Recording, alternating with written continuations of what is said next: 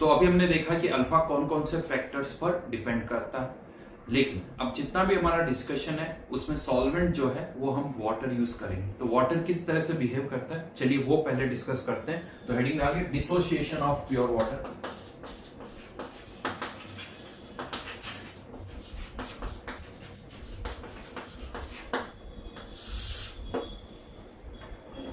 हम सभी को पता है वाटर जो है H2 आयोनाइज होता है H प्लस और OH आयन। दो हमें यह भी पता है कि वाटर में H plus ion H plus की फॉर्म में नहीं H3O प्लस की फॉर्म में रहता है। तो ठीक है, यहां पर आप H प्लस कंसिडर करो या H3O प्लस, बिकॉज हमें तो कॉन्सेंट्रेशन से मतलब है। तो जो H प्लस की कॉन्सेंट्रेशन होगी वही H3O प्लस की कॉन्सेंट्रेशन होगी, तो उसमें कोई डिफरेंस नहीं है। हम यहाँ पर ज्यादातर H प्लस आयन लिखेंगे। अब ये भी एक डिसोसिएशन की रिएक्शन है, तो इसका भी के डिसोसिएशन हम डिफाइन कर सकते हैं। के डिसोसिएशन जो होगा वो क्या होगा, H plus into OH ion divided by concentration of H2। जहां तक हम बात करें कॉन्सेंट्रेशन ऑफ H2O, ये कितनी होती है प्योर वाटर में 1000 डिवाइडेड बाय 18। और ये जो वाटर है ये बहुत कम आयोनाइज होता है, तो इसका बहुत कम पार्ट आयोनाइज हो रहा है, तो इसकी कॉन्सेंट्रेशन को अभी भी हम 1000 डिवाइडेड बाय 18 कंसीडर कर सकते हैं। तो यहां पर ये सिंस कांस्टेंट है, तो क्यों ना इस कांस्टेंट को के डिसोसिएशन के साथ मर्ज कर दें, H plus into OH minus, और इसको एक नए कांस्टेंट से हम रिप्लेस कर देते हैं जिसे बोला जाता है ionic product of water. This is known as ionic product of water. और एट 298 केल्विन, एट 298 केल्विन ये जो आयनिक प्रोडक्ट ऑफ वाटर होता है इसकी वैल्यू होती है 10⁻⁻14 मोल्स पर लीटर का स्क्वायर। तो प्योर वाटर में H प्लस और OH आयन, या आप कह सकते हो वाटर की में H प्लस और OH आयन की कॉन्सेंट्रेशन का प्रोडक्ट हमेशा Kw के बराबर रहेगा, और टेम्परेचर 298 केल्विन है, तो ये वैल्यू 10⁻⁻14 होगी। अगर आप वाटर में H प्लस आयन कंसेंट्रेशन बढ़ाओगे तो OH आयन कंसेंट्रेशन कम हो जाएगी, OH आयन बढ़ाओगे तो H प्लस आयन कंसेंट्रेशन कम हो जाएगी। हाँ, अगेन मैं आपको बता दूं ये जो Kw है ये टेम्परेचर डिपेंडेंट है। एज टेम्परेचर इंक्रीजेस, अगर आप टेम्परेचर बढ़ा रहे हो तो इक्विलिब्रियम कांस्टेंट की वैल्यू बढ़ती है या कम होती है, इस पर डिपेंड करता है कि रिएक्शन एंडोथर्मिक है या एक्सोथर्मिक है। एंडोथर्मिक रिएक्शन के लिए इक्विलिब्रियम कांस्टेंट की वैल्यू बढ़ती है, एक्सोथर्मिक के लिए कम होती है। तो क्या लगता है ये एंडोथर्मिक है एक्सोथर्मिक? ये एक एंडोथर्मिक रिएक्शन, कैसे पता चला? तो मैं आपको बता दूं, आपको इवन इसका डेल्टा H भी पता है। कैसे? तो न्यूट्रलाइजेशन में हमने डिस्कस किया था, एक स्ट्रॉन्ग एसिड स्ट्रॉन्ग बेस जब रिएक्ट करते हैं तो रिएक्शन किसके बीच में होती है, H प्लस और OH आयन के बीच में। तो यहाँ पर ये जो रिवर्स रिएक्शन है वहां पर क्या हो रहा है, H प्लस और OH आयन रिएक्ट कर रहा है। तो जो रिवर्स रिएक्शन है उसका equilibrium constant strong acid strong base से ही जैसा ही होगा, तो -13.7 किलो कैलोरी। तो इस रिएक्शन का delta H plus 13.7 kilo calorie होगा। तो एंडोथर्मिक रिएक्शन है, टेम्परेचर बढ़ेगा तो Kw की वैल्यू भी बढ़ेगी। ठीक है, अब नॉर्मली हम कुछ टर्म्स यूज करते हैं, आई थिंक आप सभी फेमिलियर हो, बहुत टाइम से even 5th 4th 6th class से ही हम ये टर्म्स यूज करते हैं, एसिडिक नेचर और बेसिक नेचर। क्वेश्चन अब मेरा ये है कि ये कैसे डिसाइड होता है, एसिडिक और बेसिक नेचर हम कैसे डिसाइड करते हैं? तो जनरली जो आंसर्स मेरे पास आते हैं वो यही आते हैं pH से, लेकिन pH क्या है वो अभी नहीं पता हमें। कर सकते हैं ऐसा नहीं, लेकिन अभी pH क्या है वो हमें नहीं पता। तो अदर देन pH क्या और कोई तरीका जिससे आप बता सकते हो कि एसिडिक और बेसिक नेचर कैसे डिसाइड होती है? यस, देन आंसर आता है H प्लस और OH आयन की कॉन्सेंट्रेशन से, कि अगर H प्लस की कॉन्सेंट्रेशन OH आयन से ज्यादा है तो सॉल्यूशन एसिडिक होगा, OH आयन की कॉन्सेंट्रेशन H प्लस से ज्यादा है तो सॉल्यूशन बेसिक होगा, और H प्लस और OH आयन कंसेंट्रेशन इक्वल है तो सॉल्यूशन न्यूट्रल होगा। बात तो सही है, लेकिन मैं आपको बता दूं ऐसे भी सॉल्यूशंस होते हैं जिनमें ना तो H प्लस आयन होते हैं ना OH आयन होते हैं। ऐसे सॉल्यूशंस को भी हम एसिडिक या बेसिक बोलते हैं। तो फिर वहां पर कैसे डिसाइड करते हैं? लिक्विड अमोनिया में अगर आप कोई सब्सटेंस मिक्स कर रहे हो तो लिक्विड अमोनिया का सॉल्यूशन भी लिक्विड अमोनिया का सॉल्यूशन भी एसिडिक और बेसिक होता है, वहां कैसे डिसाइड होता है? वहां तो ना तो H प्लस आयन है ना OH आयन है। चलिए एक और क्वेश्चन, यहां पर एक क्वेश्चन और भी आता है मेरे माइंड में। जब हम एसिड और बेस की भी बात करते हैं तो उसके लिए बहुत सारे डेफिनेशंस यूज करते हैं। आरएनएस के अकॉर्डिंग जो OH आयन देता है वो बेस है, ब्रॉन्स्टेड के अकॉर्डिंग जो H प्लस आयन एक्सेप्ट करता है वो बेस है, जबकि लुइस कहता है जो लोन पेयर डोनेट करता है वो बेस है। तो मेरा क्वेश्चन यहां पर भी है कि इतनी सारी डेफिनेशन एसिड और बेस की क्यों है? कोई एक सिंगल यूनिवर्सल डेफिनेशन क्यों नहीं यूज करते हैं जैसे हर जगह करते हैं? बट एसिड और बेस के केस में और भी डेफिनेशन, ये तो कुछ बताई मैंने, आरएनएस, ब्रॉन्स्टेड, लुइस, इसके अलावा भी है, तो इतनी सारी डेफिनेशन क्यों? क्या कोई सिंगल डेफिनेशन नहीं? या डाउट ये भी आता है कि आरएनएस ने देखा जो OH आयन दे रहा है उसको आरएनएस ने कह दिया बेस। ठीक है, एक प्रॉपर्टी कोई OH आयन लूज कर रहा है तो आरएनएस ने कह दिया वो बेस है। बट ब्रॉन्स्टेड ने जो H प्लस आयन एक्सेप्ट कर रहे हैं उनको भी बेस का, क्यों उनको भी बेस का? कुछ और नाम भी तो रख सकता था। या लुइस ने देखा कि जो लोन पेयर डोनेट कर रहा है ये भी एक प्रॉपर्टी है, लेकिन उनको भी लुइस ने बेस का, क्यों? इसका मतलब कुछ तो कॉमन होगा ही कि ये सब वर्ड बेस यूज कर रहे हैं, कुछ कॉमन होगा तभी सबने इसको बेस कहा। तो मेरा क्वेश्चन ये कि क्या कॉमन है? जो OH आयन दे रहे हैं, जो लोन पेयर डोनेट कर रहा है, या जो H प्लस आयन एक्सेप्ट कर रहा है, उनमें क्या कॉमन है? वो इसकी यूनिवर्सल डेफिनेशन है। और मैं आपको बता दूं, आप सबको पता है। यस, फर्स्ट टाइम जब आपने ये एसिडिक या बेसिक वर्ड पढ़े थे ना, तब आपने क्या पढ़ा था उसको रिकॉल करो, अपने आप आपको पता चल जाएगा। जैसे हम पढ़ते हैं ना एसिडिक और बेसिक नेचर, तो फर्स्ट लाइन जो पढ़ते हैं वो पढ़ते हैं bases which are bitter in taste, acids which are sour in taste. Yes, ये उनकी यूनिवर्सल डेफिनेशन है। which are bitter in taste are bases, which are sour in taste are acids। हाँ, लेकिन अब हमें कैसे पता चले कौन बेस है कौन एसिड है? एक तरीका, सीधा सीधा टेस्ट करो एंड डिसाइड करो, ये तो ही हो सकता है। तो उसके फिर तरीके ढूंढे गए। आरएनएस ने देखा कि जो ऐसा कंपाउंड जो OH आयन लूज कर रहा है उसके सॉल्यूशन का टेस्ट बिटर है, तो उसने कह दिया वो बेस है। ब्रॉन्स्टेड ने देखा कि जो H प्लस आयन एक्सेप्ट करता है उसके सॉल्यूशन का टेस्ट भी बिटर है, तो उसने वहां पर भी बेस वर्ड यूज कर दिया। लुइस ने देखा कि जो लोन पेयर डोनेट कर रहा है उसके सॉल्यूशन का टेस्ट भी बिटर है, तो उसने भी बेस वर्ड यूज कर दिया। तो ये कॉमन कैरेक्टरिस्टिक है, इसलिए हम इतनी सारी डेफिनेशन यूज करते हैं। हाँ, आज भी हमें ये नहीं पता कि क्यों जो OH आयन लूज करता है उसके सॉल्यूशन का टेस्ट बिटर है, या जो H प्लस आयन एक्सेप्ट करता है उसके सॉल्यूशन का टेस्ट बिटर है, ये नहीं पता। क्यों? ये ऑब्जर्व है। तो इसलिए इतनी सारी थ्योरीज हम यूज करते हैं। तो एसिडिक और basic nature, which are basic nature bitter in taste, acidic nature sour in test. Okay, हाँ, लेकिन अब यहां पर अगर हम बात करें तो हमारे केस में तो मोस्टली हम सॉल्वेंट वाटर ही यूज करेंगे। तो अगर हम वाटर सॉल्वेंट यूज कर रहे हैं तो एसिडिक और बेसिक नेचर हम H प्लस या OH आयन से बता सकते हैं। अगर H plus ion concentration, if H plus ion concentration is greater than OH ion concentration, solution will be acidic। अगर H plus ion OH ion से कम है तो solution will be basic, और अगर H plus ion equals to OH ion, solution will be neutral। At 298 Kelvin, 298 kelvin, ये सब हम pure water की बात करें, Kw की वैल्यू 10⁻⁴। प्योर वाटर है तो H प्लस और OH आयन की कंसंट्रेशन इक्वल होगी, तो H plus ion concentration OH ion के बराबर, तो स्क्वायर हो जाएगा। तो H प्लस की कंसंट्रेशन 10⁻⁷ आ जाएगी, तो H प्लस आयन कंसंट्रेशन अगर 10⁻⁷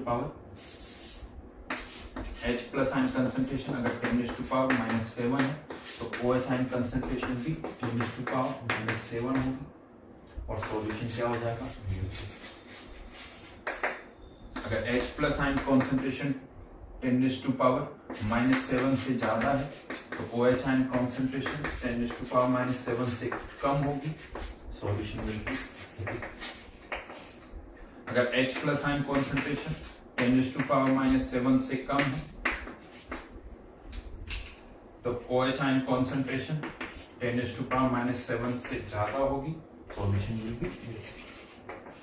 तो अगर कोई भी सॉल्यूशन एसिडिक है या बेसिक है, डिसाइड करना है, टेम्परेचर 298 केल्विन है, तो आप कंपेयर कर सकते हो।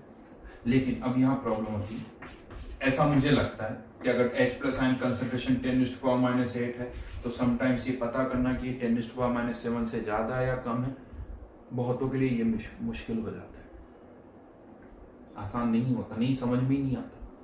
और मैं एक और बात बता दूं, ये जो pH, ये जो एसिडिक और बेसिक नेचर वर्ड्स हैं, ये हम तो यूज कर ही रहे हैं जो मैथमेटिक्स के स्टूडेंट्स हैं, but other than mathematics student भी ये वर्ड यूज होता है, बायो वाले स्टूडेंट्स भी यूज करते हैं और भी यूज करते होंगे। अब आप सोच सकते हो उनके लिए तो शायद ये और भी मुश्किल हो जाए।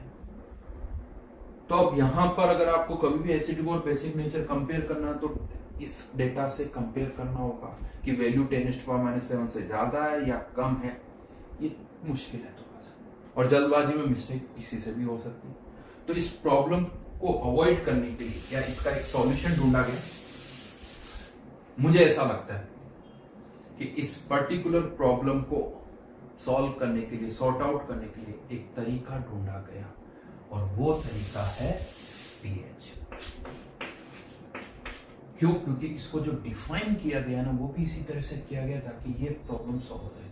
कैसे डिफाइन किया गया? Negative log of H plus. Yes, मैं आपको बता दूं, ये टर्म ऑन पेपर डिफाइन हुई। pH का कोई फिजिकल सिग्निफिकेंस नहीं है। What is pH? तो answer is negative log of H plus ion concentration. इससे पहले तो देखते हैं कि प्रॉब्लम कैसे सॉल्व हुई। तो एट 298 केल्विन अगर H प्लस आयन कंसंट्रेशन 10⁻⁷ है तो pH कितनी हो जाएगी? 7। और सॉल्यूशन न्यूट्रल कह सकता हूं क्योंकि H प्लस आयन कंसंट्रेशन 10⁻⁷। और अगर H प्लस आयन कंसंट्रेशन 10⁻⁷ से ज्यादा है, फॉर एग्जांपल 10⁻⁵ ज्यादा ही है ना, तो pH कितनी होगी? 5। अगर H प्लस आयन कंसंट्रेशन 10⁻⁻7 से ज्यादा है तो pH 7 से कम, सॉल्यूशन विल बी एसिडिक। और अगर H प्लस आयन कंसंट्रेशन 10⁻⁻7 से कम है तो pH 7 से ज्यादा होगी, सॉल्यूशन विल बी बेसिक। अब बड़ा आसान हो गया, pH 3 है, सॉल्यूशन एसिडिक 5 है, सॉल्यूशन एसिडिक 10 है, बेसिक 12 है, बेसिक आसान, राइट? तो यस, मुझे और कोई लॉजिक नहीं दिखता pH वर्ड को डिफाइन करने। तो ये मैथमेटिकल टर्म है, इसी तरह से डिफाइन हुई है, इसका कोई फिजिकल सिग्निफिकेंस नहीं है, लेकिन हाँ इसको हमने इतना यूज कर लिया कि हमें लगता है कि यही सही टर्म है, इसका फील भी आता है, जबकि ऐसा नहीं है। कोई भी इंस्ट्रूमेंट डायरेक्ट pH मेजर नहीं करता है। एक्सपेरिमेंटली आप H प्लस आयन कंसंट्रेशन निकाल सकते हो और फिर इस फॉर्मूले में पुट करोगे तब जाके pH का डेटा आएगा। और मैं बता दूं, H प्लस बढ़ रही है तो pH कम होती है, नेगेटिव उल्टा फील है।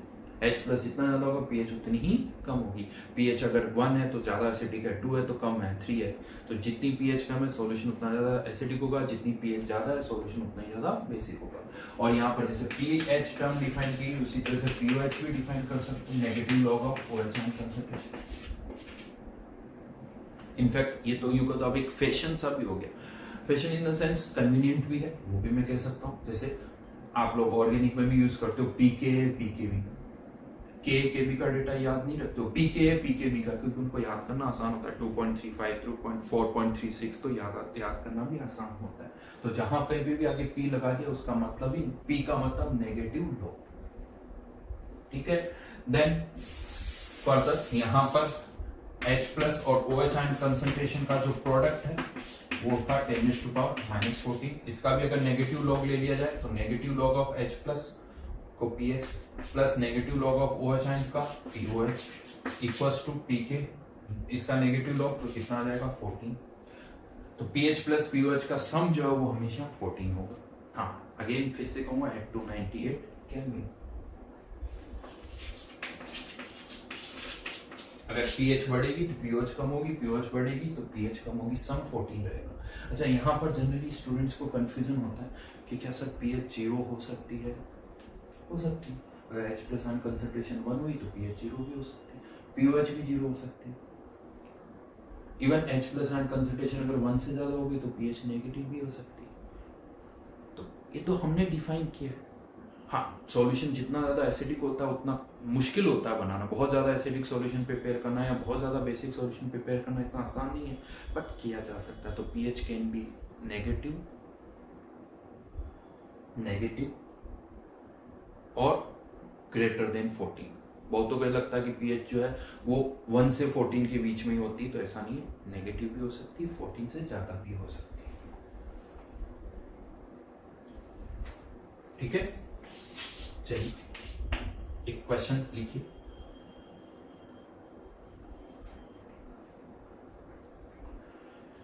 At 80 degrees Celsius, ionic product of water is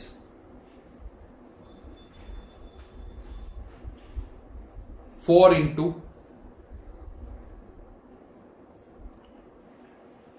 10 raised to power minus 12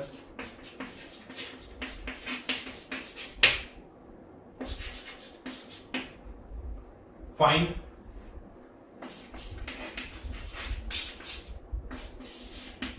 first but pH of pure water, pH of pure water at 80 degrees Celsius.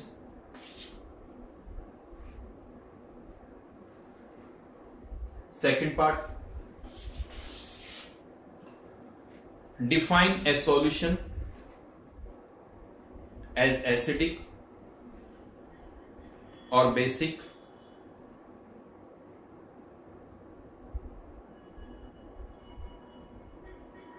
having pH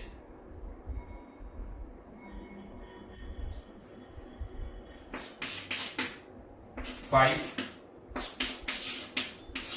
6.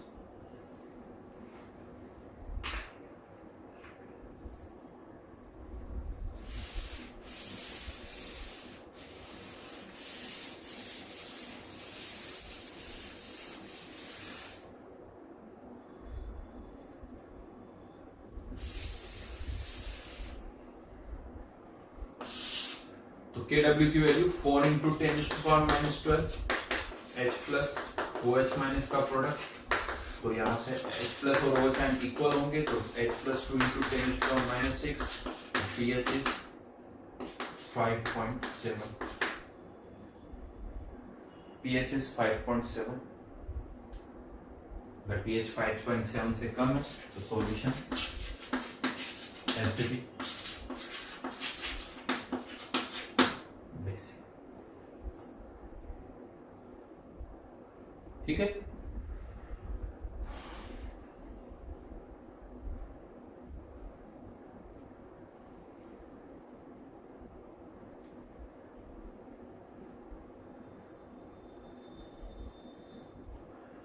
Okay आगे बढ़ते हैं। अब chapter के main part पर आते हैं। जैसा मैंने कहा था 3 पार्ट में डिवाइड किया था, pH calculation, concept of indicator और थर्ड पार्ट था सॉल्युबिलिटी। तो सबसे पहले आते हैं पीएच कैलकुलेशन। अब यहाँ पर क्या होता है, कैसे ये चैप्टर केमिकल इक्विलिब्रियम से अलग है, ये एक और रीजन मैं दे रहा हूँ। यहाँ क्या होता है, जब आप पानी में कोई सब्सटेंस डालते हो एसिड या बेस, तो H प्लस या OH आयन आते हैं, वाटर से भी H प्लस या OH आयन आते हैं। तो यहाँ पर हमें 2 रिएक्शंस को एक साथ सॉल्व करना पड़ता है, समटाइम्स 2 से भी ज़्यादा। तो एक से ज़्यादा रिएक्शंस को एक साथ सॉल्व करना ये मुश्किल होता है, ये इनमें कैलकुलेशंस बहुत ज़्यादा होती है। समटाइम्स क्यूबिकल x की पावर 4 की इक्वेशंस बनती हैं जो कि हम सॉल्व नहीं कर सकते, तो हमें वहाँ पर कुछ ना कुछ अप्रोक्सीमेशंस करने होते हैं। तो अब हमें यहाँ पर ये देखना कि किस जगह पर हम कौन सा अप्रोक्सीमेशन कर सकते हैं। इनफैक्ट कुछ स्टैंडर्ड अप्रोक्सीमेशंस हैं जो कि एग्जामिनर को भी पता है और हमें भी वो पता होना चाहिए, क्योंकि एग्जामिनर को भी पता है कि हम ये इक्वेशंस नहीं सॉल्व कर सकते। तो कुछ स्टैंडर्ड अप्रोक्सीमेशंस है जो कि एग्जामिनर सोचता है कि आप इनको यूज करके प्रॉब्लम को सॉल्व करोगे, वो हमें पता होनी चाहिए। तो वो अप्रोक्सीमेशंस क्या है वो मैं आपको बताऊंगा। बट अब यहाँ क्या प्रॉब्लम, बहुत सारे केसेस बनते हैं, अलग अलग जगह पर हम अलग अलग अप्रोक्सीमेशंस यूज करेंगे, अलग अलग अप्रोक्सीमेशन हम यूज करेंगे। तो कहाँ पर कौन सा अप्रोक्सीमेशन यूज करना है ये हमें पता होना चाहिए, यहाँ मेनली प्रॉब्लम होती है। इवन अप्रोक्सीमेशन अब यहाँ पर डेटा पर डिपेंडेंट होता है कि K की वैल्यू कितनी है। K डिसोसिएशन 10⁻³ है तो अप्रोक्सीमेशन अलग होगा, 10⁻5 है तो अलग होगा, 10⁻10 है तो अलग होगा, 10⁻15 है तो अलग होगा। तो यहाँ पर अब वैल्यूज बड़ी इंपॉर्टेंट होगी, कॉन्सेंट्रेशन का डेटा बड़ा इंपॉर्टेंट हो गया कि 0.1 कॉन्सेंट्रेशन है या 10⁻³ है या 10⁻⁷ है या 10⁻³ है। तो यहाँ पर क्वेश्चंस में डेटा से आपको उसका तरीका पता चलेगा। जबकि यही थर्मोडायनेमिक्स में जब हम क्वेश्चंस करते थे तो हम वहां पर क्या वर्ड्स ढूंढते थे, रिवर्सिबल है या इरिवर्सिबल है, आइडियल है या रियल है, आइसोथर्मल है या आइसोकोरिक है। काइनेटिक्स में क्या देखते हैं, फर्स्ट ऑर्डर है या सेकंड ऑर्डर है या थर्ड ऑर्डर है या पैरेलल। तो यहाँ पर डेटा आपको देखने पड़ेंगे। हर एक क्वेश्चन में इक्विलिब्रियम कांस्टेंट गिवन होगा, कॉन्सेंट्रेशन गिवन होगी, ये तो सब में होगा, बट वैल्यूज के अकॉर्डिंग उनको हम अलग अलग तरह से सॉल्व करें। तो इसको थोड़ा आसान बनाने के लिए मैं एक काम कर रहा हूँ, पहले आपको कितने केसेस है वो बता रहा हूँ ताकि हमें याद रहे कि इतने सारे केसेस हमें याद रखने हैं। तो एक फुल पेज यूज करिए रजिस्टर का और हॉरिजॉन्टली वहां पर केसेस बनाइए जो मैं यहां पर लिख रहा हूं।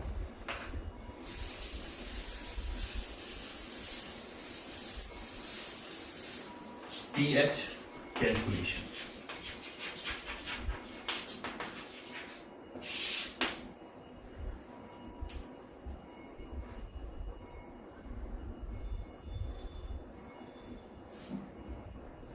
तीन पार्ट में इसको हम डिवाइड करेंगे।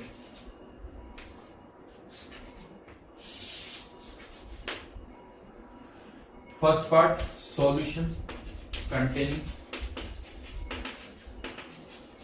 आइदर एसिड और बेस, या तो एसिड है सॉल्यूशन में या बेस है, दोनों में से कोई एक। सॉल्यूशन कंटेनिंग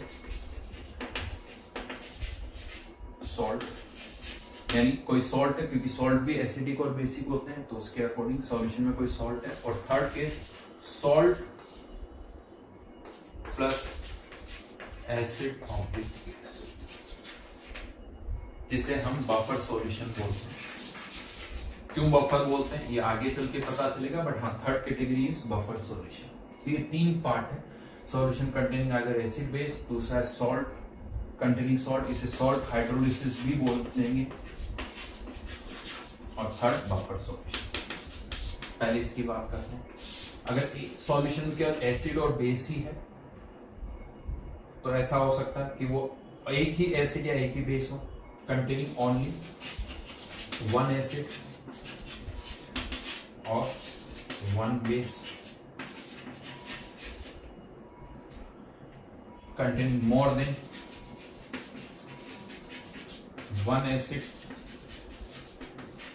और बेस,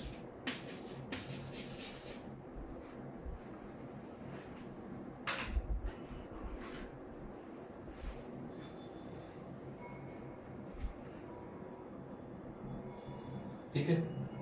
फर्दर इसमें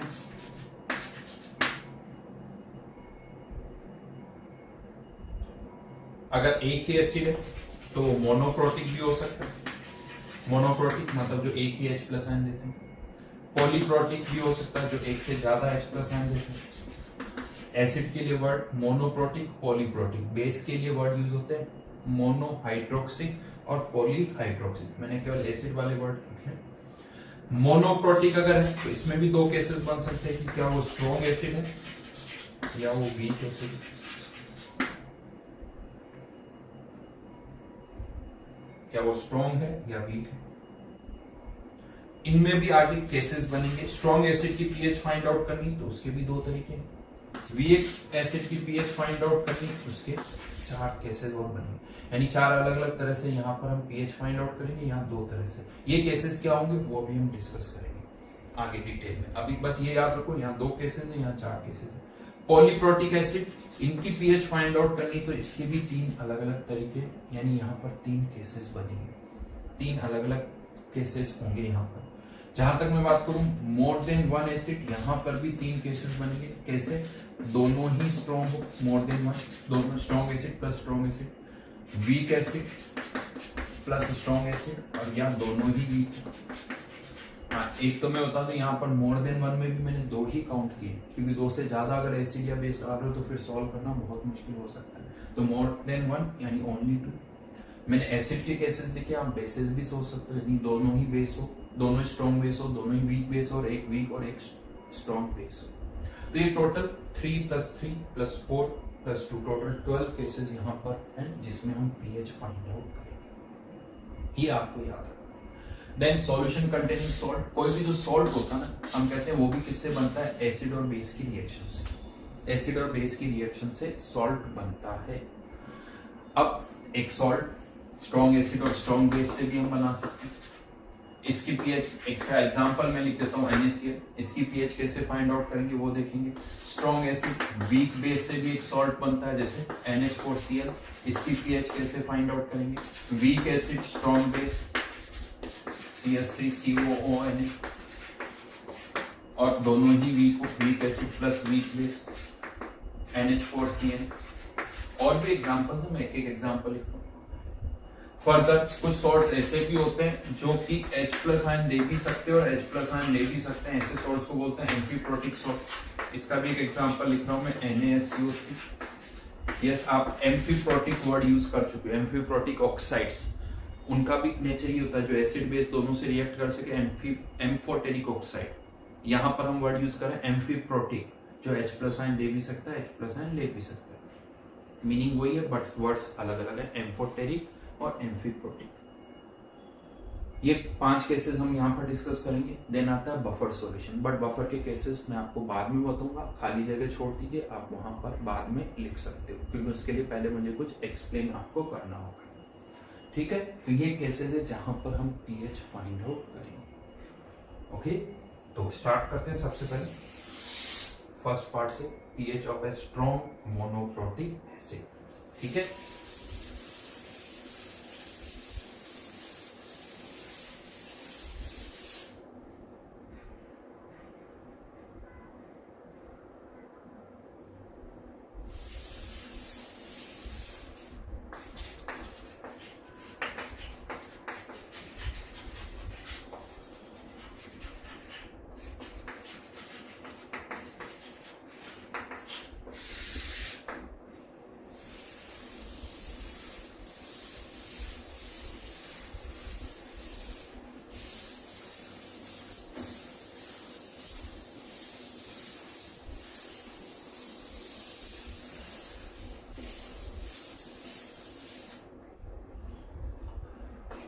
जैसा मैंने बताया था 2 केसेस हम यहां पर बनाएंगे।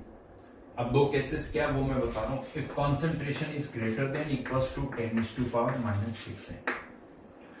2 केसेस क्यों बना रहे हैं, तो सेम लॉजिक है। पानी में आप कोई एसिड या बेस डाल रहे हो तो उससे H+ या OH आयन आ रहा है, और वाटर में ऑलरेडी H+ या OH आयन प्रेजेंट है। तो क्वेश्चन आता है क्या वाटर के कारण H+ या OH आयन, जो कि वैसे बहुत कम होते हैं, क्या उनको कंसीडर करना है या उनको कंसीडर नहीं करना है, डिपेंडिंग अपॉन 2 केसेस बन रहे हैं।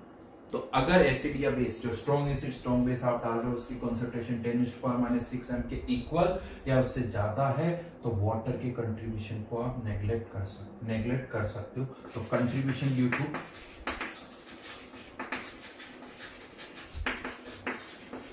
water can be neglected.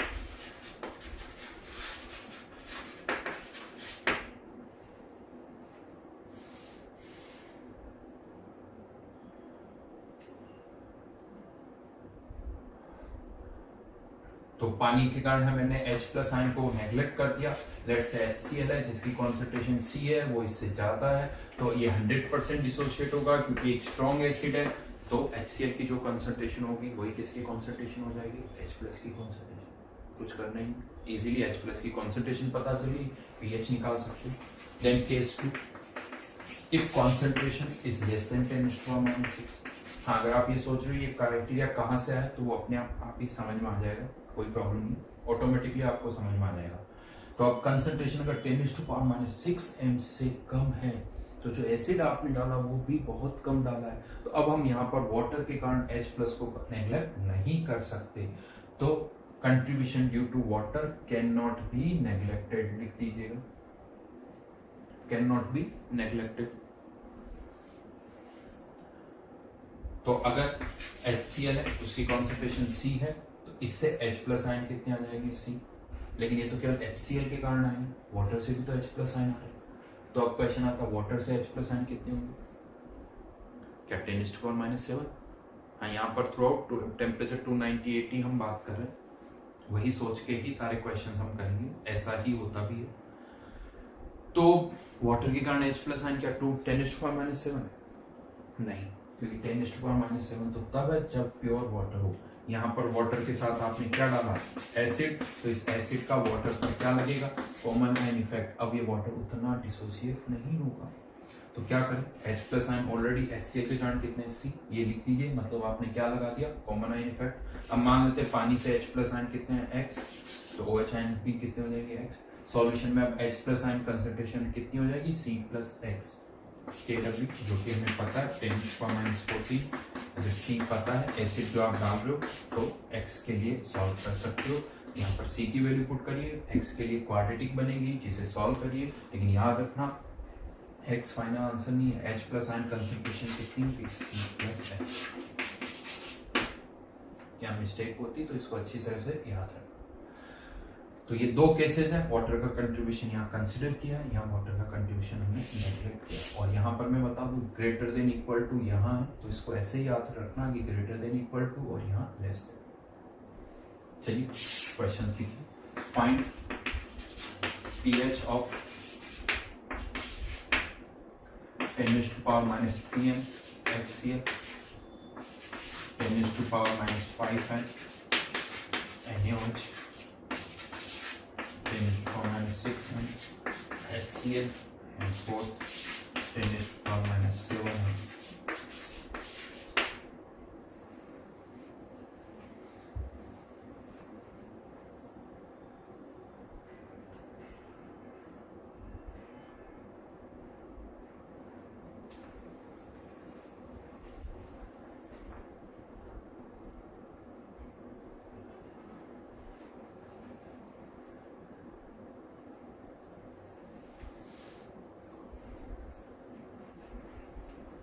कह सकते हो ये तो बहुत आसान है। केस 1 100% डिसोशिएट होगा, तो H+ आयन कंसंट्रेशन 10⁻⁻3, तो pH कितनी हो जाएगी इसकी।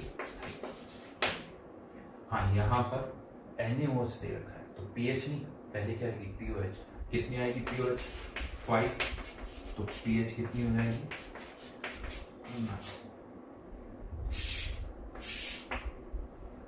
थर्ड पार्ट ये भी केस 1 को ही बिलोंग करेगा, तो इसकी pH कितनी हो जाएगी, हाँ लेकिन ये किसको बिलोंग करा, केस 2 को। चलिए सॉल्व करके देख लेते हैं। 10⁻⁻14, 10⁻⁻7 plus x into x, x² plus 10⁻⁻7x minus 10⁻⁻14 equals to 0। Quadratic solve करो, x equals to 10⁻⁻7 minus b plus minus b² 10⁻⁻14 plus 4 into 10⁻⁴। अच्छा, एक तो मैं आपको बता दूं, हमारा आंसर नेगेटिव तो आ ही नहीं सकता, तो यहाँ पर माइनस है ये टर्म, तो ये प्लस ही होगा। यहाँ पर दोनों जगह माइनस नहीं हो सकता, तो यहाँ पर माइनस को आप हटा दो। अब इसको आपको सॉल्व करना है, तो ऐड हो जाएगा √5। वैसे तो √5 की एग्जैक्ट वैल्यू 2.23 होती है, बट थोड़ा सा यहाँ पर अप्रोक्सीमेट करते हुए 2.24 ले रहा हूँ, तो ये वैल्यू क्या हो जाएगी, √5 into 10⁻⁻7 लिख देता हूँ, √5 into 10⁻⁻7 डिवाइड बाय 2, सॉल्व करो तो ये वैल्यू आ जाएगी 0.62 into 10⁻⁻7। ये वाटर के कारण H+ आयन आएंगे, जो कि 10⁻⁻7 नहीं, उससे कम हो गए। क्यों, because of common ion effect. तो H+ आयन कंसंट्रेशन कितनी हो जाएगी, दोनों H वाटर के कारण और HCl के कारण ऐड कर दो, तो 1.62 into 10⁻⁻7। pH निकालने के लिए 7 minus log 1.62, इसकी वैल्यू या तो कैलकुलेटर या लॉग टेबल से देखनी होगी। ये वैल्यू जनरली आती है 6.7। यस, pH 7 से कम है, क्योंकि होनी भी चाहिए, क्योंकि इस पानी में आप एसिड डाल रहे हो, तो सॉल्यूशन तो क्या होगा, एसिडिक ही होगा। तो सोचो अगर आपने वाटर के कारण H+ आयन 10⁻⁻7 ले लिए होते, तो फिर आपका आंसर जो है 1.62 into 10⁻⁻7 नहीं, 2 into 10⁻⁻7 आता, जो कि गलत है, क्योंकि अच्छा खासा कंट्रीब्यूशन कम हो रहा है। तो कैलकुलेशन है, ये क्वाड्रेटिक बहुत जगह सॉल्व करनी होगी। बहुत बार मैंने देखा स्टूडेंट्स को ऐसा लगता है सर इसको कौन सॉल्व करेगा, प्रैक्टिस करो, ये तो बहुत अच्छे डेटा है, इससे ज्यादा कॉम्प्लिकेशन तो हो सकती है। ये तो मैंने अच्छे डेटा दे दिए 10⁻⁻⁷, ये भी कॉन्सेंट्रेशन दे दूं 5 × 10⁻⁷, फिर और कैलकुलेशन बढ़ जाएगी। तो इस तरह के क्वेश्चन आ सकते हैं। एग्जामिनर को लग रहा है कि कुछ और क्वेश्चन को कैसे टफ करूं, नहीं समझ में आ रहा, तो वो कैलकुलेशन बढ़ा देगा। तो प्रैक्टिस होनी चाहिए, क्वाड्रेटिक को सॉल्व करने की एक स्पीड होनी चाहिए। स्क्वायर लेना, स्क्वायर रूट निकालना, ये नहीं कि सोच रहे हो स्क्वायर रूट कितना होगा, आप पहले से तैयार हो। बहुत सारी क्वेश्चन आप पहले से तैयारी कर लो। एक बार यहाँ पर जैसे अभी आपको प्रैक्टिस करनी 10⁻⁷, एक बार 2 × 10⁻⁷, एक बार 3 × 10⁻⁷, एक बार 4 × 10⁻⁷, बहुत सारी क्वेश्चन बन सकते हैं। यहाँ 10⁻⁻14 है, 5 × 10⁻⁻14, 6 × 10⁻⁻14, 7 × 10⁻⁻14। यस, मैं आपको बताऊं तो कैलकुलेशन आपकी बहुत अच्छी होनी चाहिए। अगेन इस चैप्टर में through out physical chemistry calculation बहुत इंपॉर्टेंट है, बट यहाँ पर भी और ज्यादा है। तो आपको पता होना चाहिए कि हाँ इसका स्क्वायर क्या है, इसका स्क्वायर रूट क्या, नियर बाय वैल्यूज पता होनी चाहिए, कहाँ छोटा मोटा अप्रोक्सीमेशन कर सकते हैं वो हमें पता होना चाहिए। अच्छा, लास्ट में अब क्वेश्चन आता है कि सर ये डेटा कहाँ से आया 10⁻⁶, तो वो मैं बता दूं, आप हर क्वेश्चन में वाटर का कंट्रीब्यूशन ले सकते हैं, लेकिन होगा क्या, आपने हर एक क्वेश्चन में वाटर का कंट्रीब्यूशन ले लिया और फिर एक्स निकाला, लेकिन ये एक्स की वैल्यू जो आएगी अल्टीमेटली वापस आप यहाँ ऐड करो। तो अगर सी के रेस्पेक्ट में ये एक्स बहुत कम आ रहा है तो आप उसे नेग्लेक्ट कर सकते हो। तो यही किया गया, हमने सी की अलग अलग वैल्यूज पुट की, फिर एक्स निकाला और देखा कि कब एक्स नेग्लिजिबल आता है और कब नहीं आता। तो जहां नेग्लिजिबल था वहां नेग्लेक्ट कर दिया। तो हमने देखा कि अगर इसकी वैल्यू सी की वैल्यू 10⁻⁶ m के इक्वल या उससे ज्यादा है तो एक्स इससे बहुत कम होता है, आप नेग्लेक्ट कर सकते हो। तो ये सारे अप्रोक्सीमेशन इस चैप्टर में जो हम डिस्कस करेंगे इसी तरह से हिट एंड ट्रायल से ही आए कि पहले कंसीडर करो, नेग्लेक्ट मत करो, कंसीडर करो, वैल्यू निकालो और फिर कंपेयर करके देखो कि क्या वो नेग्लिजिबल है या नहीं है। तो ये सारे अप्रोक्सीमेशन इसी तरह से हमने डिराइव किए जो आप यहाँ पर देख सकते हो। ठीक है, तो ये एक पार्ट हमने अभी कंप्लीट किया है, pH of a solution containing strong monoprotic acid, उसके 2 केसेस हमने यहाँ पर। देन आता है pH of a solution containing weak monoprotic acid, but वो हम नेक्स्ट क्लास में करेंगे। ठीक है, थैंक यू।